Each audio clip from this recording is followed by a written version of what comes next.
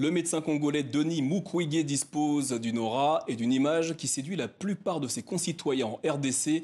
Lauréat du prix Sakharov en 2014 et co-lauréat du prix Nobel de la paix en 2018, ces distinctions ont contribué à lui donner une renommée internationale au point que l'homme qui répare les femmes victimes de violences sexuelles dans l'est du pays apparaît pour certains comme un futur présidentiable. Alphonse Meindo, bonsoir.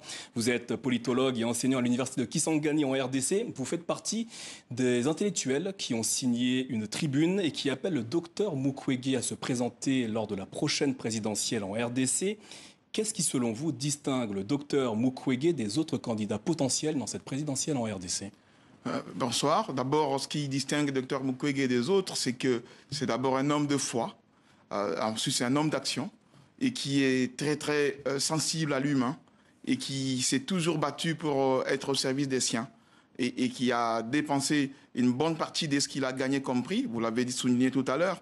Il a reçu beaucoup de prix, notamment Sakharov, prix Nobel et tout, et qui a mis ça à disposition de la fondation au service de femmes violées et des autres. Et donc, c'est quelqu'un véritablement qui est sensible à la souffrance d'autrui et qui ne peut pas supporter que les gens continuent à souffrir. Et qui est donc, si vous voulez, très dévoué à l'autre, et sans doute parce qu'il est à la fois un médecin, mais aussi c'est un homme de foi, c'est un pasteur, un fils des pasteurs, qui a une sensibilité pour la souffrance d'autrui et de l'autre. Donc, et pour ça, nous pensons que c'est vraiment l'homme qu'il nous faut.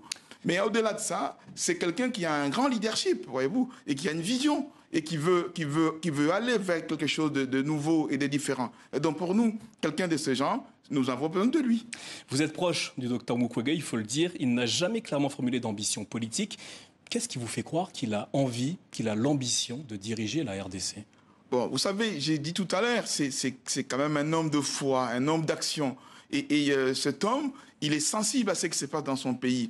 Et il pèse la responsabilité. Ça fait des années qu'il appelle les responsables politiques congolais, qu'il appelle la communauté internationale à faire quelque chose pour faire cesser les massacres, pour faire cesser les tueries, pour faire cesser la répression, pour faire cesser tout ce qu'il y a comme problème, corruption, mauvaise gouvernance. En fait, l'État n'existait pratiquement plus. Voyez-vous, et les pays voisins qui envahissent les pays, qui pillent et qui écument et qui violent. Et entre-temps, les autorités sont dans la jouissance, sont dans la distraction, dans la corruption. Et il n'a cessé d'appeler à faire quelque chose. Mais quand on voit que les réponses qu'il a reçues, c'est des réponses, oui, on fera, et rien n'est fait. Alors on s'est dit, peut-être qu'il faut qu'on lui demande à lui de faire quelque chose par rapport à tout ça. Vous parlez des pays voisins dans le conflit qui oppose en ce moment l'armée congolaise à la rébellion du M23 dans l'est de la RDC. Denis Mukwege s'est exprimé clairement il y a quelques jours. Il a pointé du doigt le rôle supposé du Rwanda. C'est cette prise de position qui vous fait croire qu'il a la carrure d'un homme d'État ? Il n'y a pas que cette prise de position. D'abord, il faut souligner que nous, au niveau de la société civile, puisque nous sommes de la société civile, nous avons vu que les différents dirigeants politiques qui sont là, qu'il s'agisse des gens qui étaient dans la politique sous Mobutu, ou que ceux qui sont venus par une légitimité qu'on pourrait dire combattante, qui se sont fait passer pour des libérateurs. Et ensuite, il y a tous ces gens qui étaient dans l'opposition pendant de longues années, qui ont prétendu qu'ils seraient là pour faire quelque chose de différent, sont arrivés au pouvoir. Donc toute la classe politique, qu'il s'agisse de ceux qui sont venus de l'opposition ou ceux qui ont toujours exercé le pouvoir, la majorité et tout ça, ont failli et n'ont pas donné des résultats, n'ont pas donné de satisfaction. On se retrouve aujourd'hui avec un pays qui est exsangue, qui est pratiquement au bord de la faillite. Et c'est un navire qui est comme un navire qui n'a plus de commandant et qui est en train de chavirer dans tous les sens. Justement, qu'est-ce qui pousse des intellectuels congolais à tourner le dos à la classe politique congolaise et à se tourner vers un médecin, certes prix Nobel de la paix, mais qui n'a jamais exercé de responsabilité politique ? Oui, justement, parce qu'on s'est dit, voilà, puisque les citoyens ont le droit de pouvoir faire la politique, de pouvoir s'occuper des affaires de la cité, alors il faut qu'on appelle, donc que les citoyens appellent une alternative.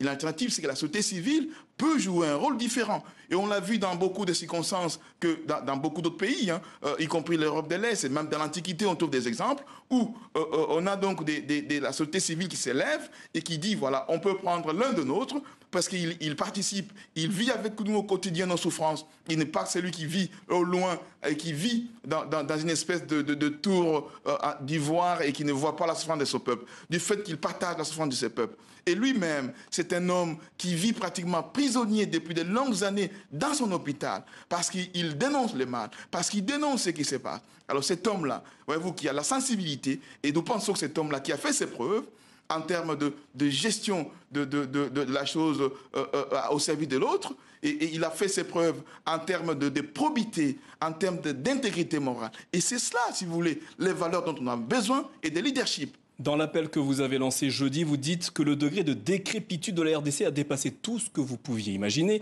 Comment un médecin, prix Nobel de la paix, pourrait enrayer la situation dans le pays? Alors, évidemment, nous ne voulons pas d'un homme providentiel. Et nous n'avons pas dit que Mukwege, c'est un homme providentiel. Ce que nous disons, que c'est un homme qui a le charisme, c'est un homme qui a des leaderships, mais il ne pourra pas faire seul le travail en question. Et donc nous savons que lui, il sera là, c'est quelqu'un qui sait faire travailler les autres. Et il n'est pas là. Pour nous, nous pensons qu'il ne peut pas venir pour demander aux gens, pour faire des promesses, de faire encore de longues litanies, des chapelets de promesses. Mais c'est quelqu'un qui viendra là pour remettre de l'ordre, pour essayer de réguler les choses, mais aussi, surtout, pour remettre les gens au travail, pour dire, voilà, il faut qu'on travaille, il faut qu'on se remette, redonner la confiance aux gens pour qu'on travaille ensemble pour rebâtir ce pays qui est appelé à la grandeur. L'immense notoriété dont jouit le docteur Mukwege constitue-t-elle un programme politique pour la RDC? Non, ce n'est pas la notoriété qui est un programme politique. Le programme politique, c'est la société civile. C'est nous qui devons élaborer un programme que nous allons lui donner. Et nous connaissons les problèmes qu'il y a dans ces pays. Et nous pouvons faire donc une espèce de priorité, voyez-vous, qu'il doit faire pendant les 5 ans, les 5 prochaines années, pour qu'il puisse répondre aux besoins. Parce que nous savons que le pays est immense et les problèmes sont nombreux. Tous les secteurs sont par terre. L'enseignement, l'armée, la défense, la sécurité, tout est par terre. Même nos militaires, on n'a pas même des vaillants hommes qui peuvent se battre, mais qui sont livrés à elles-mêmes. Même leur solde est parfois détourné par des officiers corrompus et tout. Et donc, pour ça, nous pensons que nous pouvons faire quelque chose, une différence. La différence, c'est quoi? C'est qu'il y a donc un groupe d'universitaires, d'intellectuels qui peuvent se mettre à se dire, voilà, on se met ensemble, on regarde, on fait un programme prioritaire. On dit, voilà, ABC des choses, et donc on commence par ça, et ça va entraîner les restes des sociétés pour aller de l'avant. Et donc, il faut changer de paradigme. Il faut être un fou pour pouvoir reprendre la même chose avec les mêmes personnes, même méthode, et espérer des résultats différents. Et c'est ce que nous ne croyons pas, ça. Ça sera ma dernière question depuis que vous avez lancé cet appel, jeudi dernier. Le docteur Mukwege vous a-t-il répondu?